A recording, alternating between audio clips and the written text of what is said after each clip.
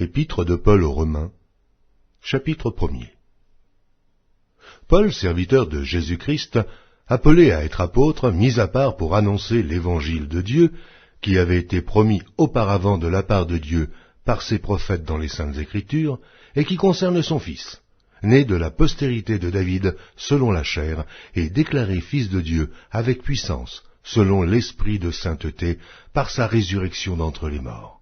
Jésus-Christ, notre Seigneur, par qui nous avons reçu la grâce et l'apostolat, pour amener en son nom à l'obéissance de la foi tous les païens, parmi lesquels vous êtes aussi, vous qui avez été appelés par Jésus-Christ, à tous ceux qui, à Rome, sont bien-aimés de Dieu, appelés à être saints, que la grâce et la paix vous soient données de la part de Dieu notre Père et du Seigneur Jésus-Christ. Je rends d'abord grâce à mon Dieu par Jésus-Christ au sujet de vous tous, de ce que votre foi est renommée dans le monde entier. Dieu, que je sers en mon esprit dans l'évangile de son Fils, m'est témoin que je fais sans cesse mention de vous, demandant continuellement dans mes prières d'avoir enfin, par sa volonté, le bonheur d'aller vers vous. Car je désire vous voir, pour vous communiquer quelques dons spirituels, afin que vous soyez affermis, ou plutôt, afin que nous soyons encouragés ensemble au milieu de vous, par la foi qui nous est commune, à vous et à moi. Je ne veux pas vous laisser ignorer, frères, que j'ai souvent formé le projet d'aller vous voir, afin de recueillir quelques fruits parmi vous, comme parmi les autres nations. Mais j'en ai été empêché jusqu'ici. Je me dois aux Grecs et aux barbares, aux savants et aux ignorants. Ainsi j'ai un vif désir de vous annoncer aussi l'Évangile, à vous qui êtes à Rome. Car je n'ai point honte de l'Évangile. C'est une puissance de Dieu pour le salut de quiconque croit, du juif premièrement, puis du grec, parce qu'en lui est révélée la justice de Dieu par la foi et pour la foi, selon qu'il est écrit, « Le juste vivra par la foi ». La colère de Dieu se révèle du ciel, contre toute impiété et toute injustice des hommes, qui retiennent injustement la vérité captive. Car ce qu'on peut connaître de Dieu est manifeste pour eux, Dieu le leur ayant fait connaître. En effet, les perfections invisibles de Dieu, sa puissance éternelle et sa divinité, se voient comme à l'œil, depuis la création du monde, quand on les considère dans ses ouvrages. Ils sont donc inexcusables, puisqu'ayant connu Dieu, ils ne l'ont point glorifié comme Dieu, et ne lui ont point rendu grâce. Mais ils se sont égarés dans leurs pensées, et leur cœur sans intelligence a été plongé dans les ténèbres. Se vantant d'être sages, ils sont devenus fous, et ils ont changé la gloire du Dieu incorruptible en image représentant l'homme corruptible, des oiseaux, des quadrupèdes et des reptiles. C'est pourquoi Dieu les a livrés à l'impureté selon les convoitises de leur cœur, en sorte qu'ils déshonorent eux-mêmes leur propre corps. Eux, qui ont changé la vérité de Dieu en mensonge, et qui ont adoré et servi la créature au lieu du Créateur, qui est béni éternellement. Amen. C'est pourquoi Dieu les a livrés à des passions infâmes, car leurs femmes ont changé l'usage naturel en celui qui est contre nature, et de même les hommes, abandonnant l'usage naturel de la femme, se sont enflammés dans leurs désirs, les uns pour les autres, commettant homme avec homme des choses infâmes, et recevant en eux-mêmes le salaire que méritait leur égarement. Comme ils ne se sont pas souciés de connaître Dieu, Dieu les a livrés à leur sens réprouvé, pour commettre des choses indignes, étant remplis de toute espèce d'injustice, de méchanceté, de cupidité, de malice, plein d'envie, de meurtre, de querelles, de ruse, de malignité, rapporteurs, médisants, impies, arrogants, hautains, fanfarons, ingénieux au mal, rebelles à leurs parents, dépourvus d'intelligence, de loyauté, d'affection naturelle, de miséricorde.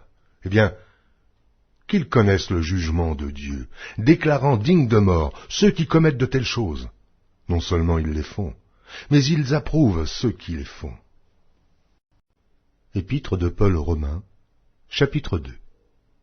Ô homme, qui que tu sois, toi qui juges, tu es donc inexcusable, car en jugeant les autres, tu te condamnes toi-même, puisque toi qui juges, tu fais les mêmes choses. Nous savons en effet que le jugement de Dieu contre ceux qui commettent de telles choses est selon la vérité.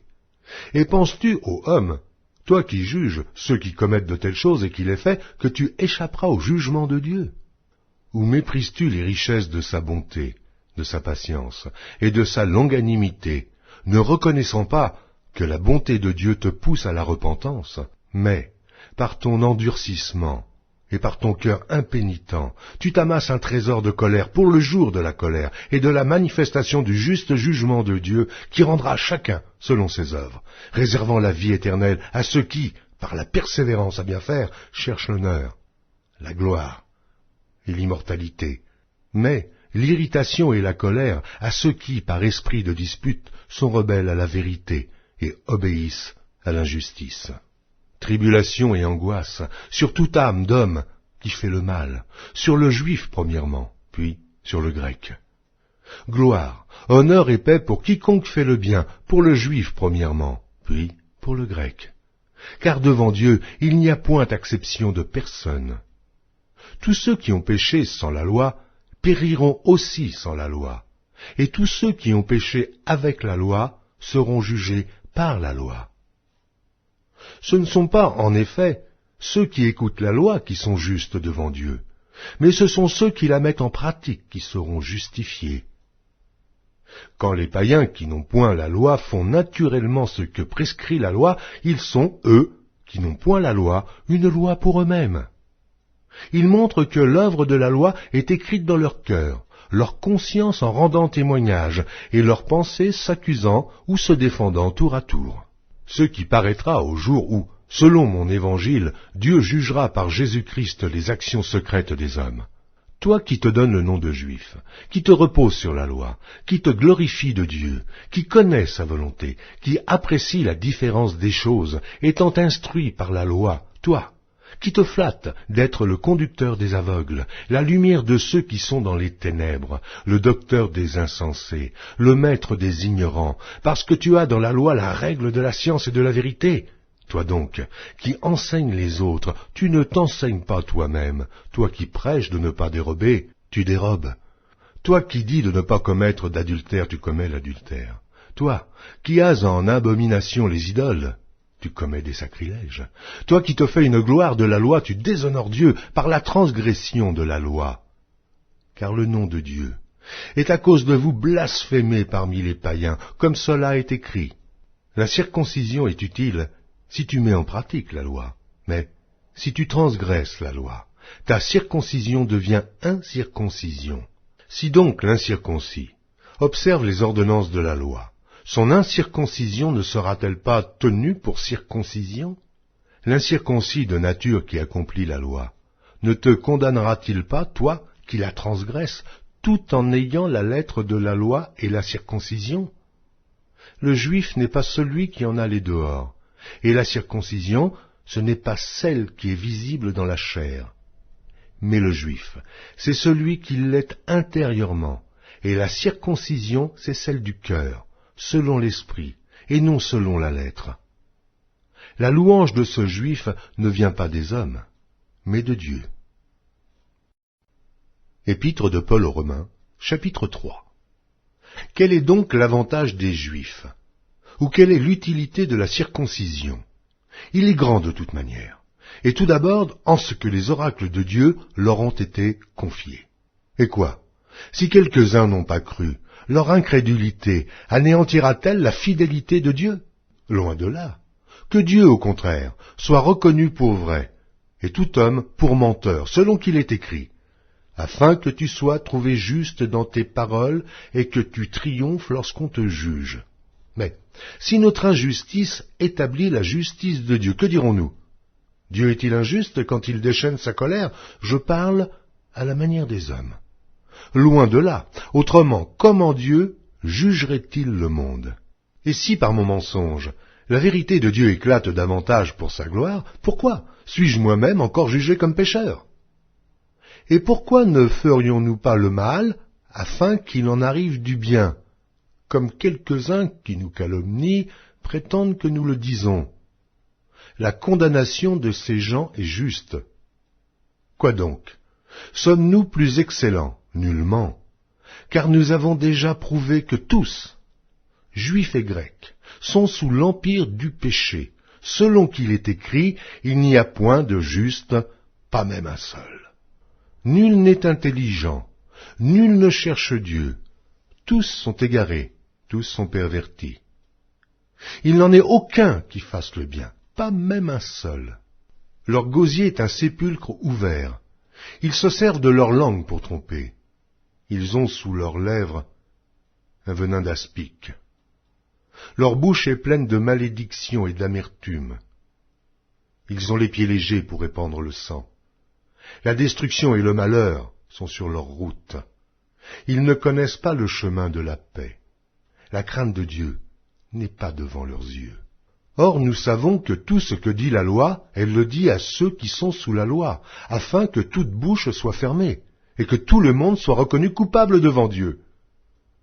Car nul ne sera justifié devant lui par les œuvres de la loi, puisque c'est par la loi que vient la connaissance du péché. Mais maintenant, sans la loi est manifestée la justice de Dieu, à laquelle rendent témoignage la loi et les prophètes. Justice de Dieu par la foi en Jésus-Christ, pour tous ceux qui croient. Il n'y a point de distinction, car tous ont péché et sont privés de la gloire de Dieu.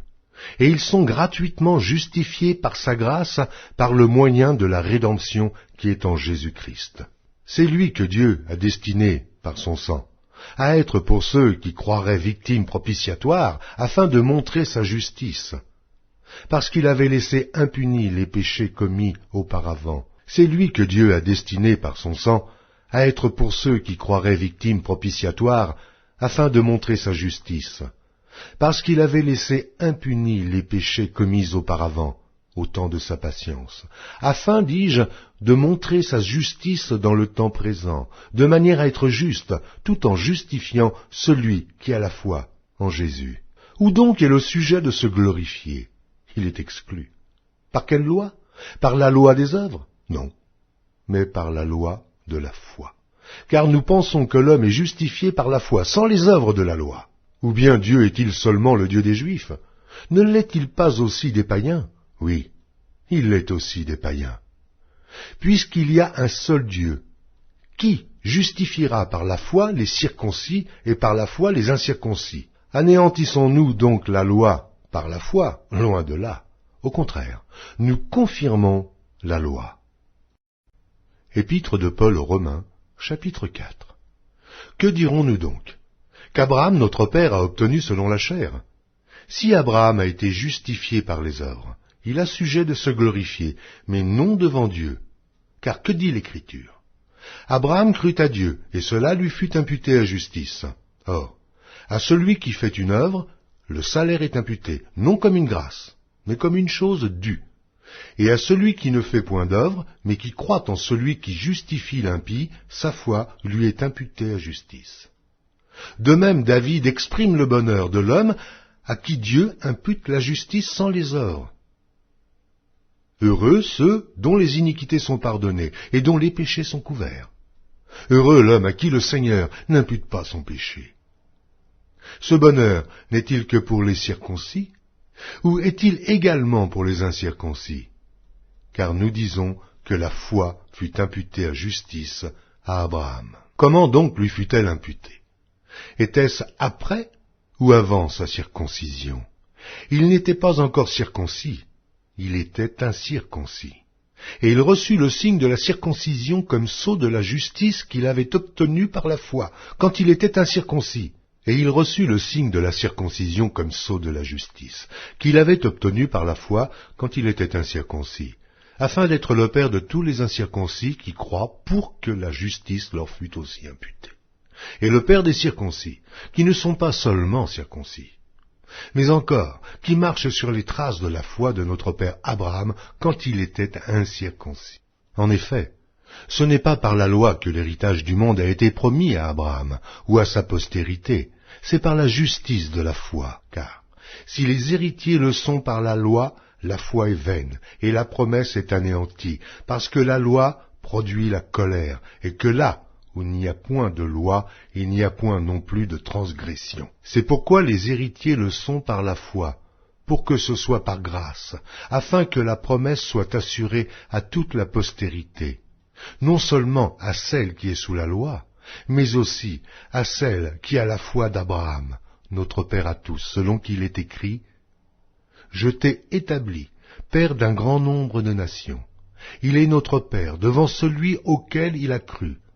Dieu qui donne la vie aux morts et qui appelle les choses qui ne sont point comme si elles étaient. » Espérant contre toute espérance, il crut, en sorte qu'il devint père d'un grand nombre de nations, selon ce qui lui avait été dit, « Telle sera ta postérité. » Et, sans faiblir dans la foi, il ne considéra point que son corps était déjà usé, puisqu'il avait près de 100 ans, et que Sarah n'était plus en état d'avoir des enfants. Il ne douta point, par incrédulité au sujet de la promesse de Dieu, mais il fut fortifié par la foi, donnant gloire à Dieu et ayant la pleine conviction que ce qu'il promet, il peut aussi l'accomplir. C'est pourquoi cela lui fut imputé à justice. Mais ce n'est pas à cause de lui seul qu'il est écrit que cela lui fut imputé. C'est encore à cause de nous, à qui cela sera imputé, à nous, qui croyons en celui qui a ressuscité des morts, Jésus notre Seigneur, lequel a été livré pour nos offenses, et est ressuscité pour notre justification. Épître de Paul aux Romains, chapitre 5. Étant donc justifiés par la foi, nous avons la paix avec Dieu par notre Seigneur Jésus-Christ, à qui nous devons d'avoir eu par la foi accès à cette grâce, dans laquelle nous demeurons fermes, et nous nous glorifions dans l'espérance de la gloire de Dieu. Bien plus, nous nous glorifions même des afflictions, sachant que l'affliction produit la persévérance la victoire dans l'épreuve, et cette victoire, l'espérance. Or, l'espérance ne trompe point, parce que l'amour de Dieu est répandu dans nos cœurs par le Saint-Esprit qui nous a été donné. Car, lorsque nous étions encore sans force, Christ, au temps marqué, est mort pour des impies. À peine mourrait-on pour un juste, quelqu'un peut-être mourrait-il pour un homme de bien. Mais Dieu prouve son amour envers nous, en ce que, lorsque nous étions encore des pécheurs, Christ est mort pour nous. À plus forte raison donc, maintenant que nous sommes justifiés par son sang, serons-nous sauvés par lui de la colère. Car, si, lorsque nous étions ennemis, nous avons été réconciliés avec Dieu par la mort de son Fils, à plus forte raison, étant réconciliés, serons-nous sauvés par sa vie. Et non seulement cela, mais encore nous nous glorifions en Dieu par notre Seigneur Jésus-Christ, par qui maintenant nous avons obtenu la réconciliation. C'est pourquoi, comme par un seul homme le péché est entré dans le monde, et par le péché la mort, et qu'ainsi la mort s'est étendue sur tous les hommes, parce que tous ont péché. Car jusqu'à la loi, le péché était dans le monde. Or le péché n'est pas imputé, quand il n'y a point de loi. Cependant la mort a régné depuis Adam jusqu'à Moïse, même sur ceux qui n'avaient pas péché par une transgression semblable à celle d'Adam, lequel est la figure de celui qui devait venir.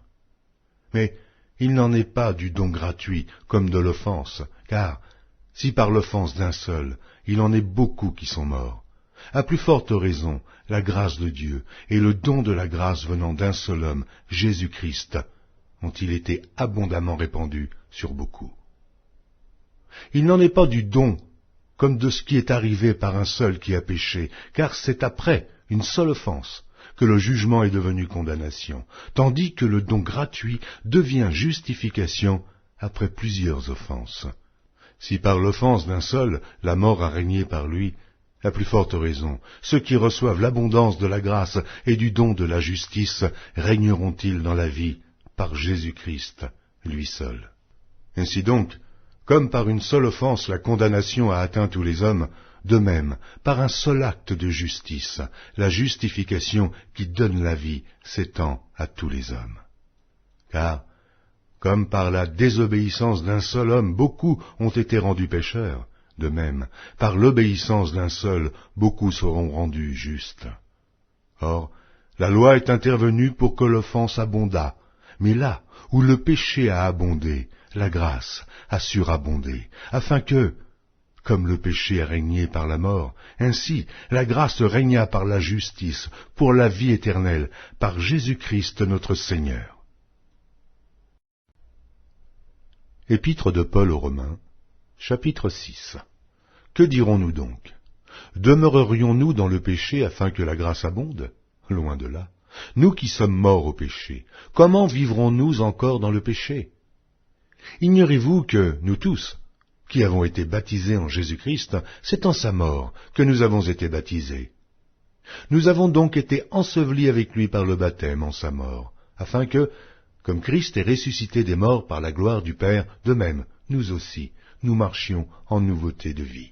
En effet, si nous sommes devenus une même plante avec lui, par la conformité à sa mort, nous le serons aussi par la conformité à sa résurrection, sachant que notre vieil homme a été crucifié avec lui, afin que le corps du péché fût détruit, pour que nous ne soyons plus esclaves du péché. Car celui qui est mort est libre du péché. Or, si nous sommes morts avec Christ, nous croyons que nous vivrons aussi avec lui, sachant que Christ, ressuscité des morts, ne meurt plus. La mort n'a plus de pouvoir sur lui, car il est mort. Et c'est pour le péché qu'il est mort une fois pour toutes. Il est revenu à la vie, et c'est pour Dieu qu'il vit. Aussi, vous-même, regardez-vous comme morts au péché, et comme vivants pour Dieu en Jésus-Christ. Que le péché ne règne donc point dans votre corps mortel, et n'obéissez pas à ses convoitises. Ne livrez pas vos membres au péché comme des instruments d'iniquité, mais donnez-vous vous-même à Dieu, comme étant vivants de mort que vous étiez, et offrez à Dieu vos membres comme des instruments de justice. Car le péché n'aura point de pouvoir sur vous, puisque vous êtes non sous la loi, mais sous la grâce. Quoi donc? Pécherions-nous parce que nous sommes non sous la loi, mais sous la grâce? Loin de là. Ne savez-vous pas qu'en vous livrant à quelqu'un comme esclave pour lui obéir, vous êtes esclaves de celui à qui vous obéissez, soit du péché qui conduit à la mort, soit de l'obéissance qui conduit à la justice. Mais grâce soit rendue à Dieu, de ce que, après avoir été esclaves du péché, vous avez obéi de cœur à la règle de doctrine dans laquelle vous avez été instruits. Ayant été affranchis du péché, vous êtes devenus esclaves de la justice. Je parle à la manière des hommes, à cause de la faiblesse de votre chair. De même donc que vous avez livré vos membres comme esclaves à l'impureté et à l'iniquité pour arriver à l'iniquité, ainsi maintenant livrez vos membres comme esclaves à la justice pour arriver à la sainteté. Car lorsque vous étiez esclaves du péché, vous étiez libres à l'égard de la justice. Quels fruits portiez-vous alors? Des fruits dont vous rougissez aujourd'hui, car la fin de ces choses, c'est la mort. Mais maintenant, étant affranchis du péché et devenus esclaves de Dieu, vous avez pour fruit la sainteté et pour fin la vie éternelle. Car le salaire du péché, c'est la mort, mais le don gratuit de Dieu, c'est la vie éternelle en Jésus-Christ, notre Seigneur. Épître de Paul aux Romains, chapitre 7. Ignorez-vous, frères, car je parle à des gens qui connaissent la loi, que la loi exerce son pouvoir sur l'homme aussi longtemps qu'il vit. Ainsi, une femme mariée est liée par la loi à son mari tant qu'il est vivant. Mais si le mari meurt, elle est dégagée de la loi qui la liait à son mari. Si donc, du vivant de son mari, elle devient la femme d'un autre homme, elle sera appelée adultère.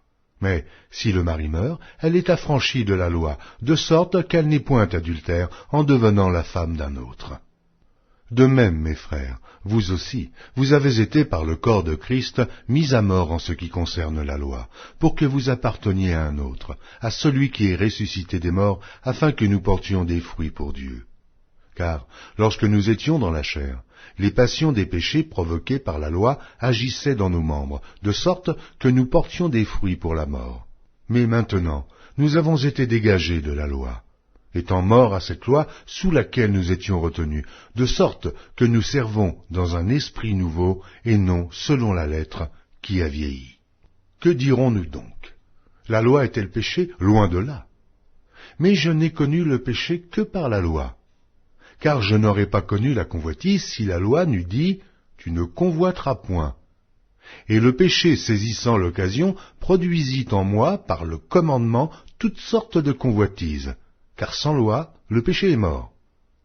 Pour moi, étant autrefois sans loi, je vivais. Mais, quand le commandement vint, le péché reprit vie, et moi je mourus. Ainsi, le commandement qui conduit à la vie se trouva pour moi conduire à la mort, car le péché, saisissant l'occasion, me séduisit par le commandement et par lui me fit mourir.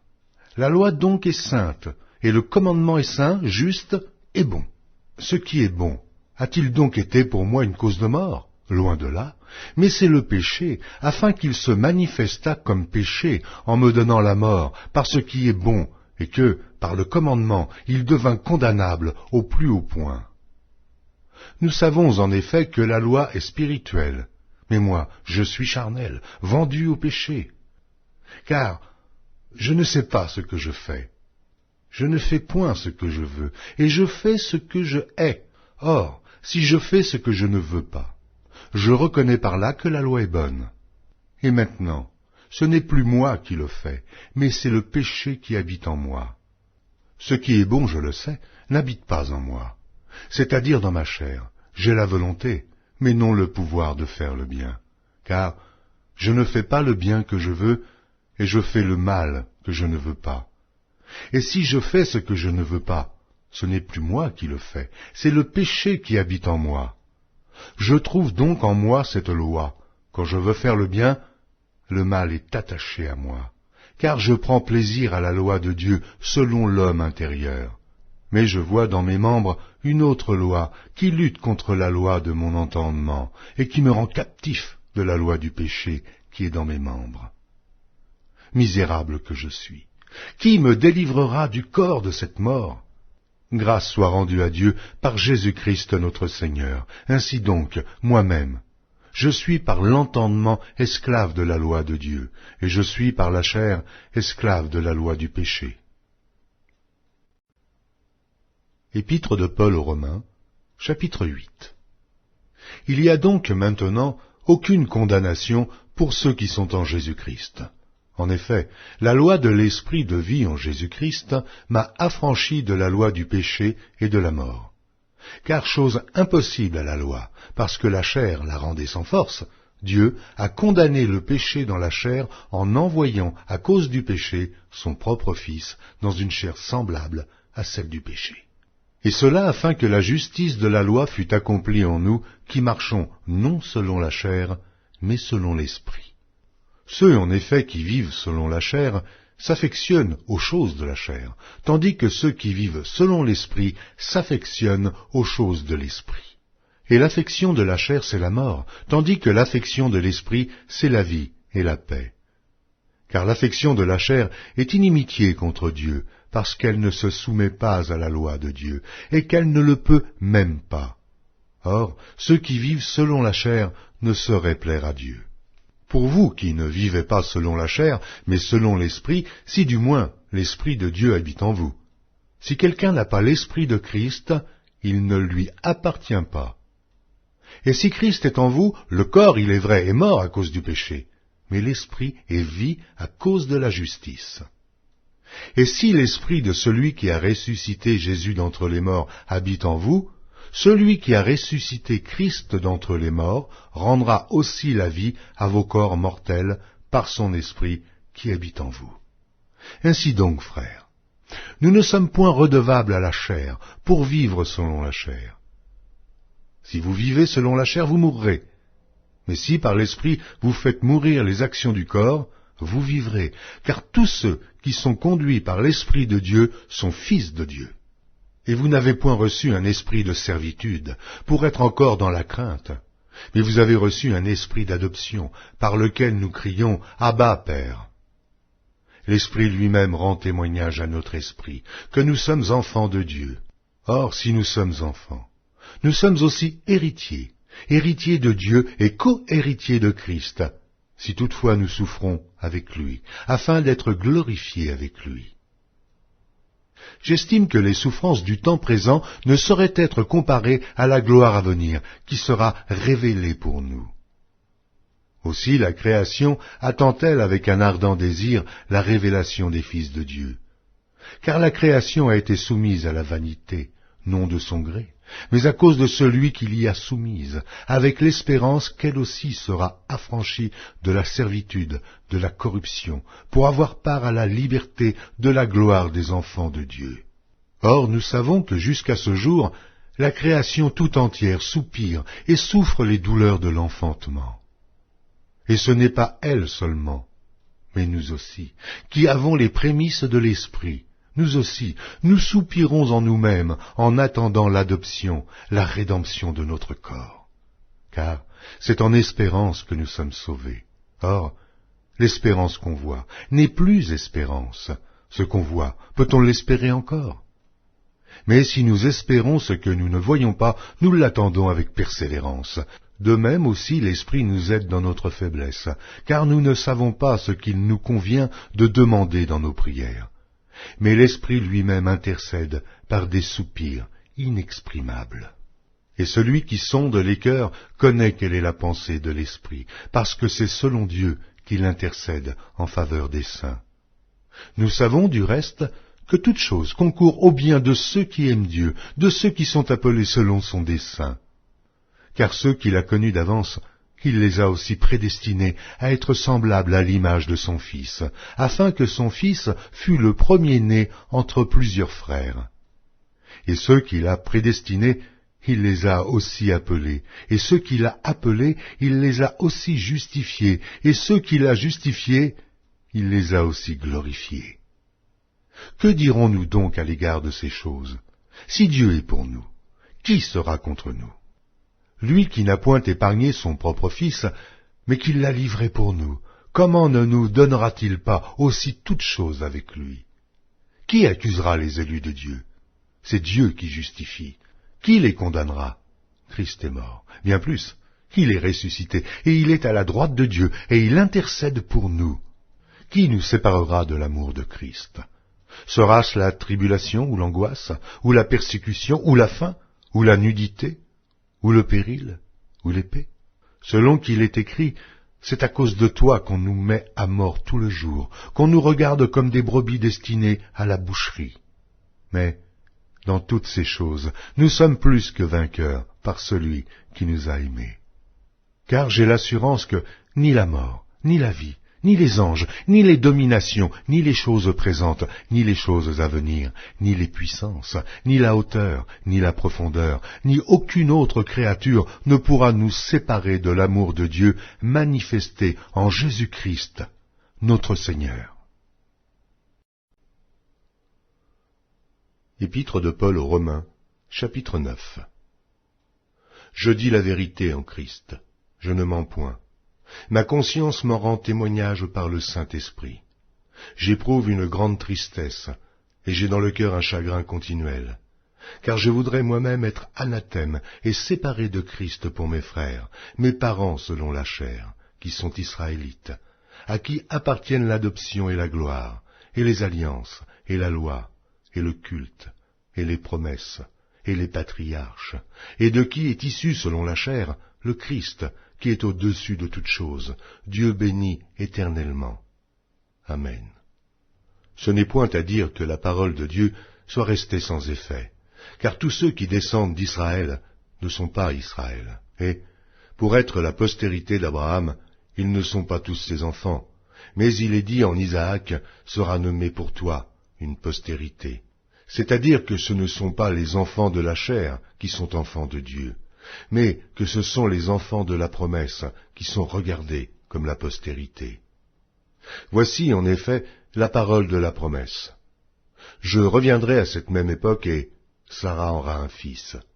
Et de plus il en fut ainsi de Rebecca, qui conçut du sol Isaac notre père, car quoique les enfants ne fussent pas encore nés, et ils n'eussent fait ni bien ni mal, afin que le dessein d'élection de Dieu subsistât, sans dépendre des œuvres, et par la seule volonté de celui qui appelle.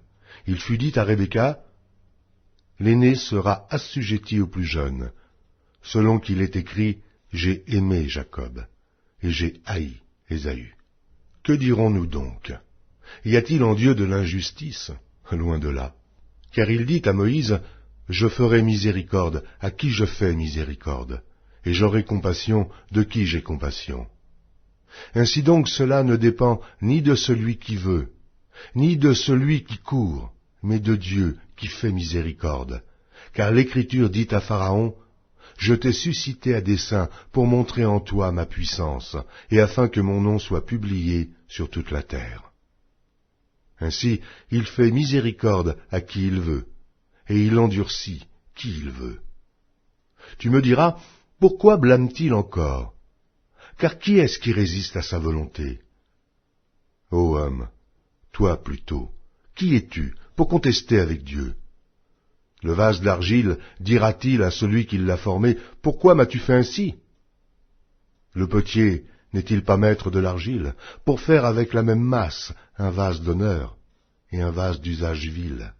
Et que dire si Dieu, voulant montrer sa colère et faire connaître sa puissance, a supporté avec une grande patience des vases de colère formés pour la perdition, et s'il a voulu faire connaître la richesse de sa gloire envers des vases de miséricorde qu'il a d'avance préparés pour la gloire?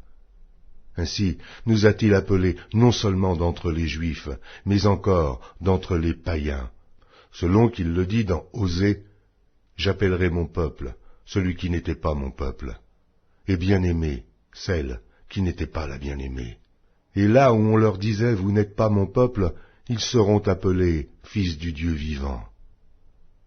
Ésaïe, de son côté, s'écrie au sujet d'Israël, « Quand le nombre des fils d'Israël serait comme le sable de la mer, un reste seulement sera sauvé.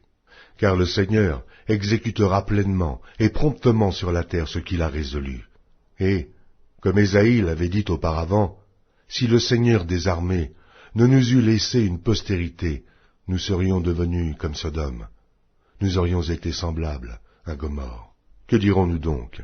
Les païens qui ne cherchaient pas la justice ont obtenu la justice qui vient de la foi, tandis qu'Israël, qui cherchait une loi de justice, n'est pas parvenu à cette loi. Pourquoi? Parce qu'Israël l'a cherchée, non par la foi, mais comme provenant des œuvres. Et ils se sont heurtés contre la pierre d'achoppement. Selon qu'il est écrit, « Voici, je mets en Sion une pierre d'achoppement et un rocher de scandale, et celui qui croit en lui ne sera point confus. » Épître de Paul aux Romains, chapitre 10. Frères, le vœu de mon cœur et ma prière à Dieu pour eux, c'est qu'ils soient sauvés. Je leur rends le témoignage qu'ils ont du zèle pour Dieu, mais sans intelligence, ne connaissant pas la justice de Dieu et cherchant à établir leur propre justice. Ils ne se sont pas soumis à la justice de Dieu, car Christ est la fin de la loi, pour la justification de tous ceux qui croient. En effet, Moïse définit ainsi la justice qui vient de la loi. L'homme qui mettra ces choses en pratique vivra par elles. Mais voici comment parle la justice qui vient de la foi. Ne dis pas en ton cœur, qui montera au ciel? C'est en faire descendre Christ. Ou, qui descendra dans l'abîme? C'est faire remonter Christ d'entre les morts. Que dit-elle donc? La parole est près de toi, dans ta bouche et dans ton cœur. Or, c'est la parole de la foi que nous prêchons. Si tu confesses de ta bouche le Seigneur Jésus, et si tu crois dans ton cœur que Dieu l'a ressuscité des morts, tu seras sauvé. Car c'est en croyant du cœur qu'on parvient à la justice, et c'est en confessant de la bouche qu'on parvient au salut, selon ce que dit l'Écriture. Quiconque croit en lui ne sera point confus. Il n'y a aucune différence, en effet, entre le juif et le grec, puisqu'ils ont tous un même Seigneur, qui est riche pour tous ceux qui l'invoquent. Car quiconque invoquera le nom du Seigneur sera sauvé.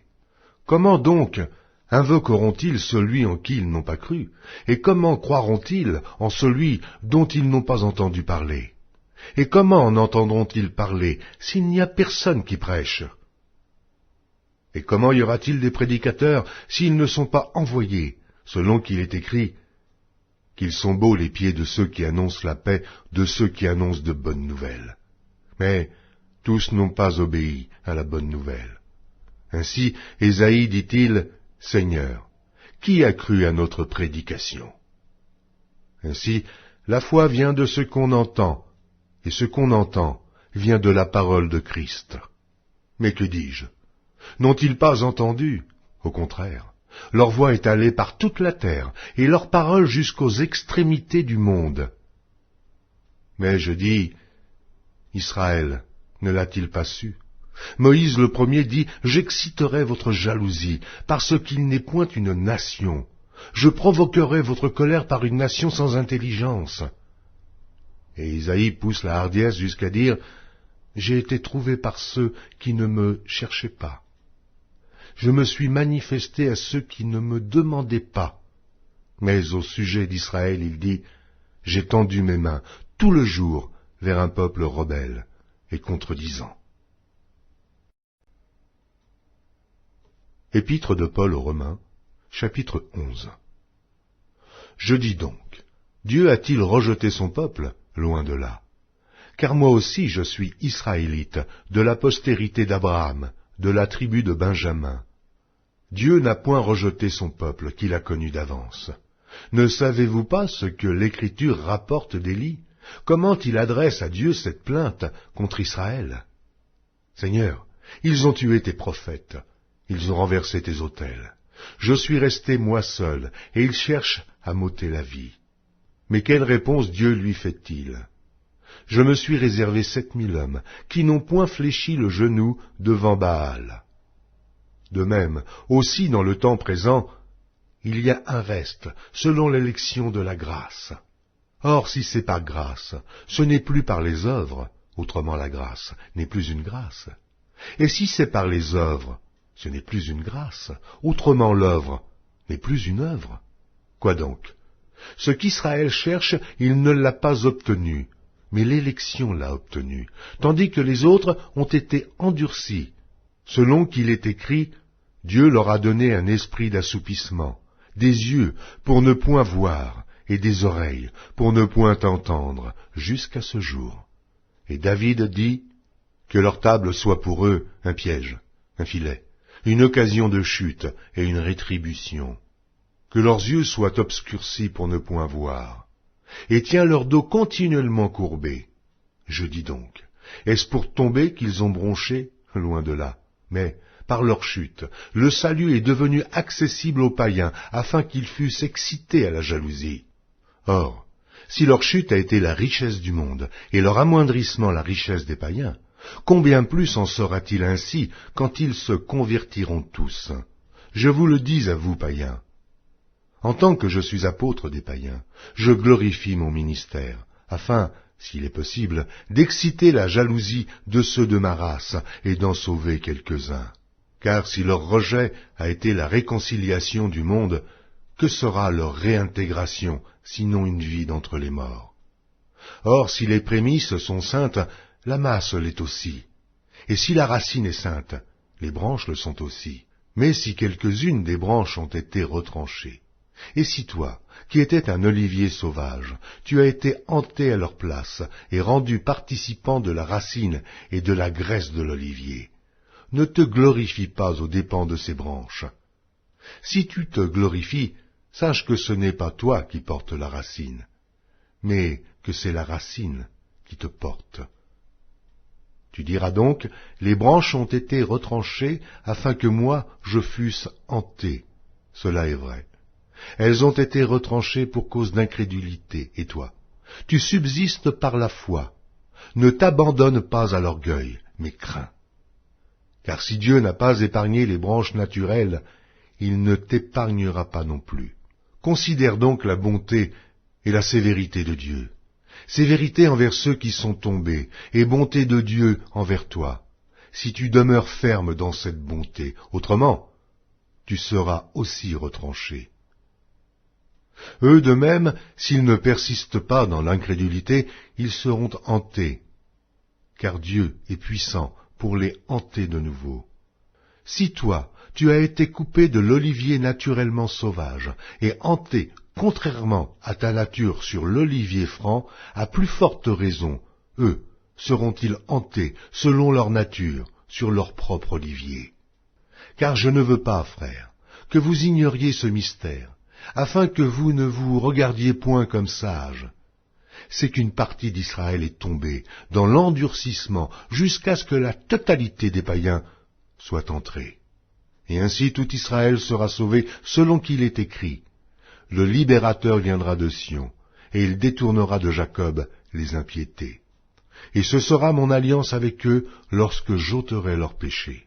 En ce qui concerne l'Évangile, ils sont ennemis à cause de vous. Mais en ce qui concerne l'élection, ils sont aimés à cause de leur Père.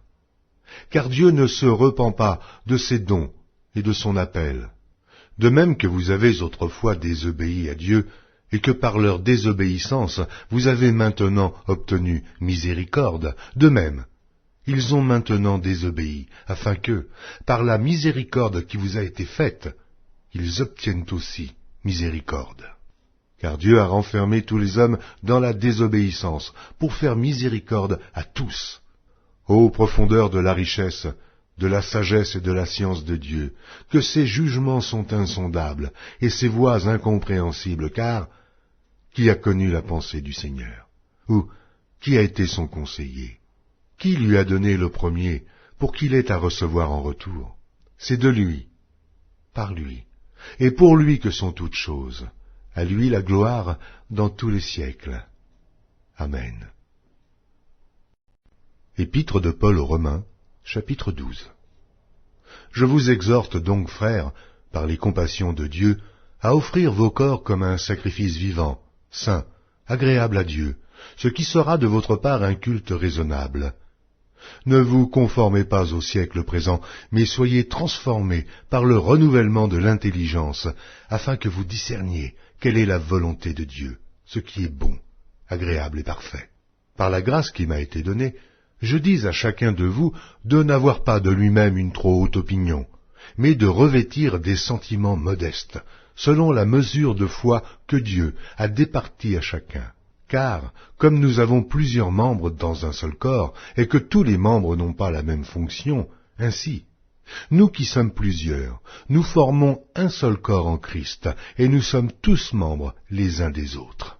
Puisque nous avons des dons différents, selon la grâce qui nous a été accordée, que celui qui a le don de prophétie l'exerce selon l'analogie de la foi, que celui qui est appelé au ministère s'attache à son ministère, et que celui qui enseigne s'attache à son enseignement, et celui qui exhorte à l'exhortation, que celui qui donne le fasse avec libéralité, que celui qui préside le fasse avec zèle, que celui qui pratique la miséricorde le fasse avec joie, que la charité soit sans hypocrisie, ayez le mal en horreur, attachez-vous fortement au bien. Par amour fraternel, soyez pleins d'affection les uns pour les autres. Par honneur, usez de prévenance réciproque. Ayez du zèle et non de la paresse. Soyez fervents d'esprit. Servez le Seigneur. Réjouissez-vous en espérance. Soyez patients dans l'affliction. Persévérez dans la prière. Pourvoyez aux besoins des saints. Exercez l'hospitalité. Bénissez ceux qui vous persécutent. Bénissez et ne maudissez pas. Réjouissez-vous avec ceux qui se réjouissent, pleurez avec ceux qui pleurent.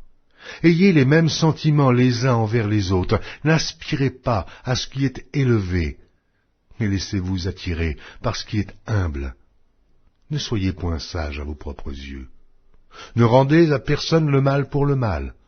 Recherchez ce qui est bien devant tous les hommes. S'il est possible, autant que cela dépend de vous, soyez en paix avec tous les hommes. Ne vous vengez point vous-même, bien-aimés, mais laissez agir la colère, car il est écrit, « À moi la vengeance, à moi la rétribution, dit le Seigneur. » Mais si ton ennemi a faim, donne-lui à manger. S'il a soif, donne-lui à boire, car en agissant ainsi, ce sont des charbons ardents que tu amasseras sur sa tête. Ne te laisse pas vaincre par le mal, mais surmonte le mal par le bien. Épître de Paul aux Romains, chapitre 13. Que toute personne soit soumise aux autorités supérieures, car il n'y a point d'autorité qui ne vienne de Dieu, et les autorités qui existent ont été instituées de Dieu. C'est pourquoi celui qui s'oppose à l'autorité résiste à l'ordre que Dieu a établi, et ceux qui résistent attireront une condamnation sur eux-mêmes. Ce n'est pas pour une bonne action, C'est pour une mauvaise que les magistrats sont à redouter. Veux-tu ne pas craindre l'autorité, fais le bien, et tu auras son approbation. Le magistrat est serviteur de Dieu pour ton bien. Mais si tu fais le mal, crains, car ce n'est pas en vain qu'il porte l'épée, étant serviteur de Dieu pour exercer la vengeance et punir celui qui fait le mal. Il est donc nécessaire d'être soumis, non seulement par crainte de la punition, mais encore par motif de conscience. C'est aussi pour cela que vous payez les impôts, car les magistrats sont des ministres de Dieu, entièrement appliqués à cette fonction. Rendez à tous ce qui leur est dû, l'impôt à qui vous devez l'impôt, le tribut à qui vous devez le tribut, la crainte à qui vous devez la crainte, l'honneur à qui vous devez l'honneur. Ne devez rien à personne, si ce n'est de vous aimer les uns les autres, car celui qui aime les autres a accompli la loi. En effet, les commandements, tu ne commettras point d'adultère, tu ne tueras point, tu ne déroberas point, tu ne convoiteras point, et ce qu'il peut encore y avoir se résume dans cette parole. Tu aimeras ton prochain comme toi-même. L'amour ne fait point de mal au prochain. L'amour est donc l'accomplissement de la loi. Cela importe d'autant plus que vous savez en quel temps nous sommes. C'est l'heure de vous réveiller enfin du sommeil, car maintenant le salut est plus près de nous que lorsque nous avons cru. La nuit est avancée, le jour approche, dépouillons-nous donc des œuvres des ténèbres et revêtons les armes de la lumière. Marchons honnêtement, comme en plein jour, loin des excès et de l'ivrognerie, de la luxure et de l'impudicité, des querelles et des jalousies. Mais revêtez-vous du Seigneur Jésus-Christ, et n'ayez pas soin de la chair pour en satisfaire les convoitises. Épître de Paul aux Romains, chapitre 14. Faites accueil à celui qui est faible dans la foi, et ne discutez pas sur les opinions.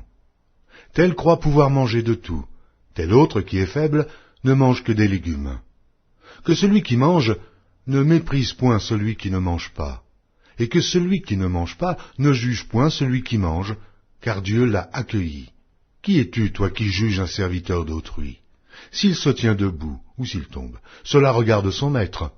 Mais il se tiendra debout, car le Seigneur a le pouvoir de l'affermir.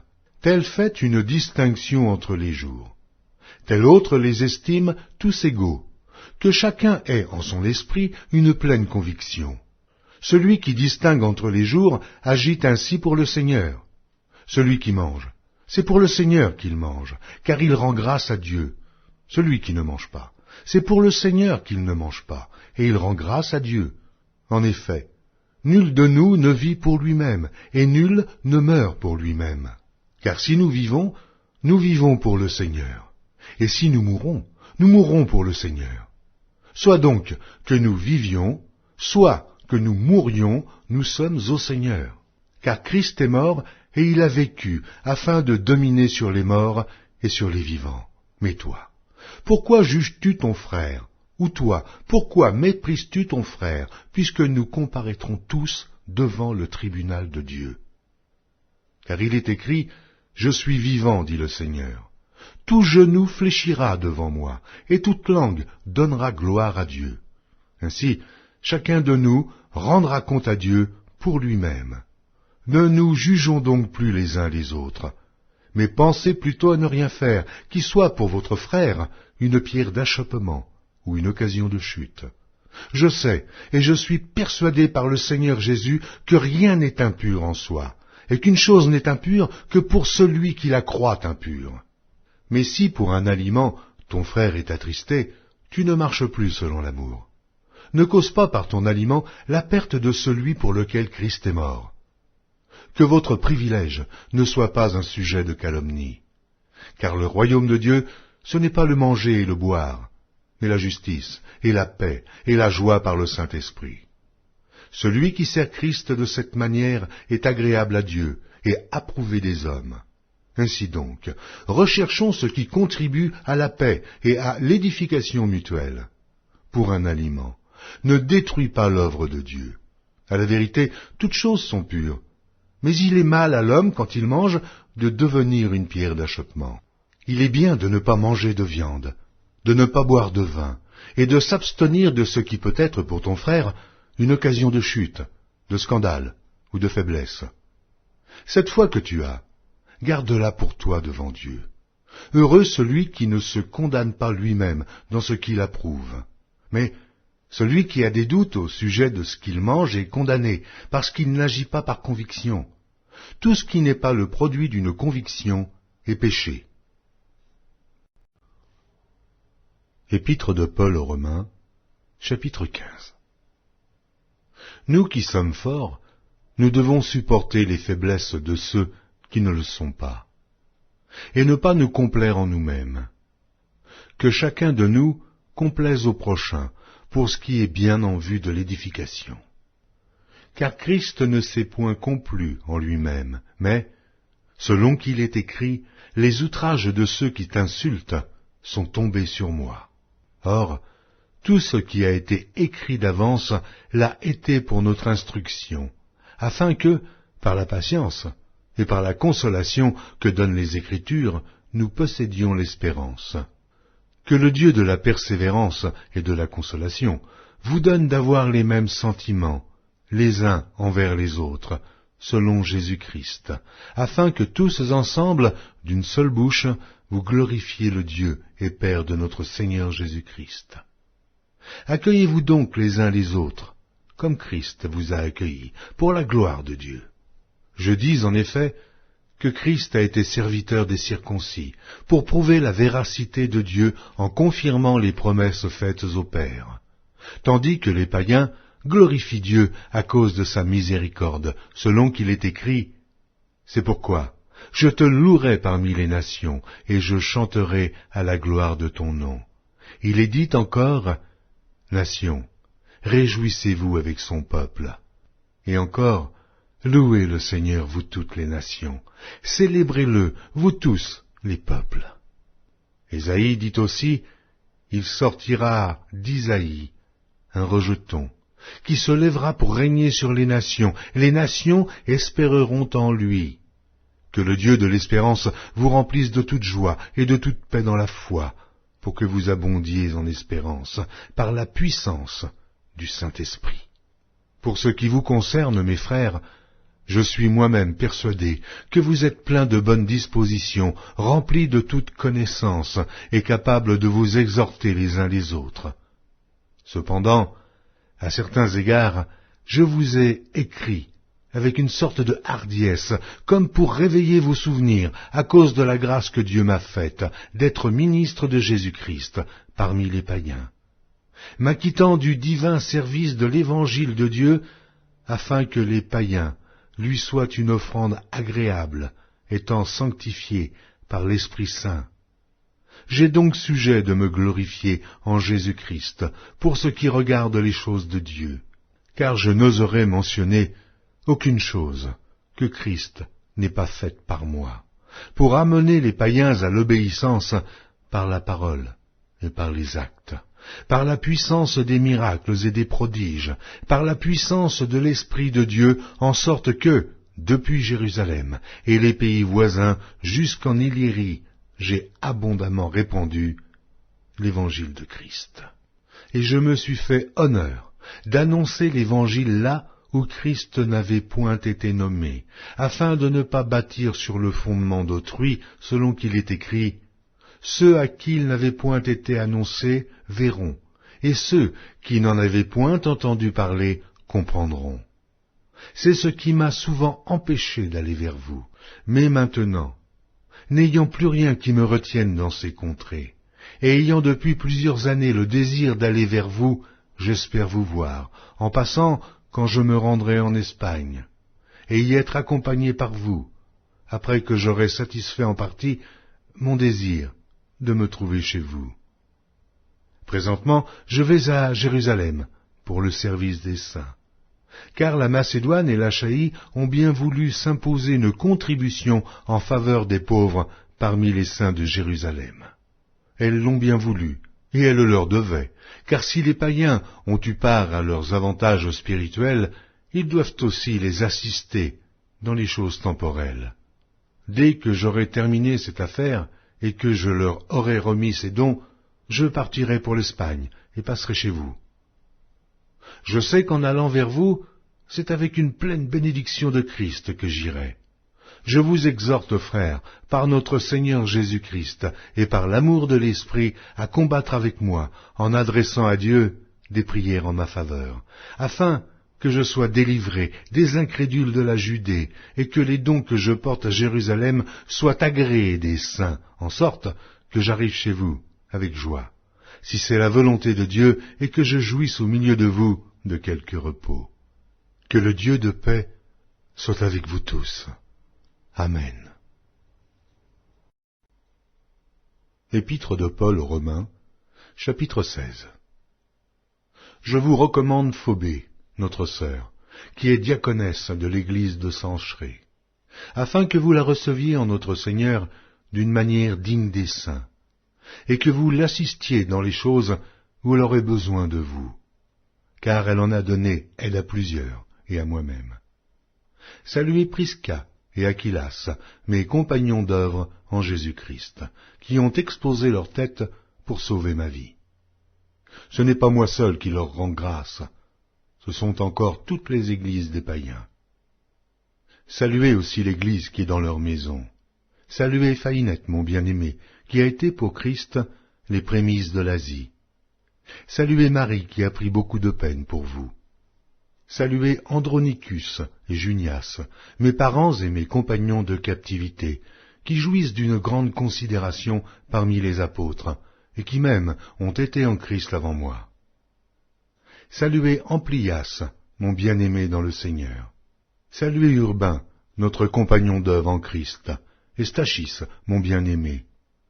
Saluez Apelles, qui est éprouvé en Christ. Saluez ceux de la maison d'Aristobule. Saluez Hérodion, mon parent. Saluez ceux de la maison de Narcisse, qui sont dans le Seigneur. Saluez Tryphène et Tryphose, qui travaillent pour le Seigneur. Saluez Perside, la bien-aimée, qui a beaucoup travaillé pour le Seigneur. Saluez Rufus, l'élu du Seigneur, et sa mère, qui est aussi la mienne. Saluez à Syncrite, Phlégon, Hermès, Patrobas, Hermas, et les frères qui sont avec eux. Saluez Philologue, et Julie, Nérée et sa sœur, et Olympe, et tous les saints qui sont avec eux. Saluez-vous les uns les autres d'un saint baiser. Toutes les églises de Christ vous saluent. Je vous exhorte, frères, à prendre garde à ceux qui causent des divisions et des scandales, au préjudice de l'enseignement que vous avez reçu. Éloignez-vous d'eux, car de tels hommes ne servent point Christ notre Seigneur, mais leur propre ventre, et, par des paroles douces et flatteuses, ils séduisent les cœurs des simples. Pour vous, votre obéissance est connue de tous, et je me réjouis donc à votre sujet, et je désire que vous soyez sages en ce qui concerne le bien, et purs en ce qui concerne le mal. Le Dieu de paix écrasera bientôt Satan sous vos pieds. Que la grâce de notre Seigneur Jésus-Christ soit avec vous. Timothée, mon compagnon d'œuvre, vous salue, ainsi que Lucius, Jason et Zosipater, mes parents. Je vous salue dans le Seigneur, moi, Tertius, qui ai écrit cette lettre. Gaius, mon hôte, et celui de toute l'Église vous salue. Éraste, le trésorier de la ville, vous salue, ainsi que le frère Quartus. Que la grâce de notre Seigneur Jésus-Christ soit avec vous tous. Amen. À celui qui peut vous affermir selon mon évangile et la prédication de Jésus-Christ, conformément à la révélation du mystère caché pendant des siècles, mais manifesté maintenant par les écrits des prophètes, d'après l'ordre du Dieu éternel, et porté à la connaissance de toutes les nations, afin qu'elles obéissent à la foi.